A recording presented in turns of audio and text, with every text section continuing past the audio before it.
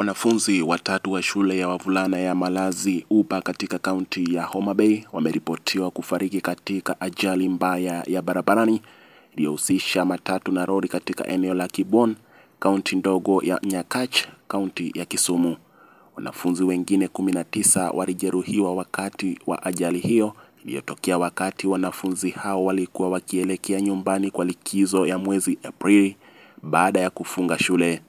Matatu hiyo iliyokuwa ikisafirisha wanafunzi kuelekea kaunti ya Kisumu ilipogongana na lori lililokuwa likitoka kilomita chache kutoka mji wa Sondu. Utingo wa matatu hiyo pia naye alifariki. Akiwaomboleza wanafunzi waliofariki, gavana wa kaunti ya Kisumu Profesa Anyang' Nyong'o amewataka polisi kuanzisha uchunguzi wa kina kubaini chanzo chake. Gavana huyo amewatakia nafuu wanafunzi waliolazwa hospitalini wakiuguza majeraha yaliyotokana na ajali hiyo. Ajali hiyo inatokea wakati ambapo wanafunzi wengi wiki hii wanaelekea nyumbani kwa likizo ya mwezi Aprili baada ya kukamilika kwa muhula wa kwanza wa masomo. Miito imeanza kutolewa kwa madereva kuwa waangalifu ili kuepusha ajali za barabarani zinazoweza kuepukika ikiwa watazingatia sheria za trafiki. Na tukiachana na hayo, tuzamie katika mengine.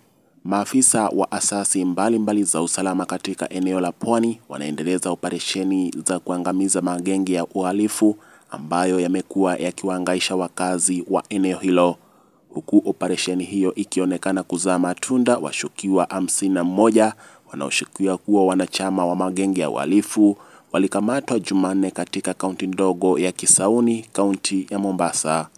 Kulingana na idara ya upelelezi na makosa ya jinai DCI, operesheni hiyo ililenga maeneo ya kona ya Kisauni, hospitali ya Jokam, Barisheba, Sunlight, Mwandoni, Juda, Cobra, uwanja wa Kadogo. Washukiwa hao waliokamatwa wanadaiwa kuwa sehemu ya magenge almaarufu Panga Boys ambao huwashambulia wakazi kutumia mapanga na silaha zingine butu huku wakiwapora mali zao. Kupitia ukurasa wa X, DCI ilisema kuwa tuk-tuk 5 ambazo zinashukiwa kutumika katika wizi wa simu pia zilinaswa kwenye operesheni hiyo. Washukiwa hao sasa wanazuiliwa katika kituo cha polisi cha Mjambere wakisubiri kufikishwa mahakamani.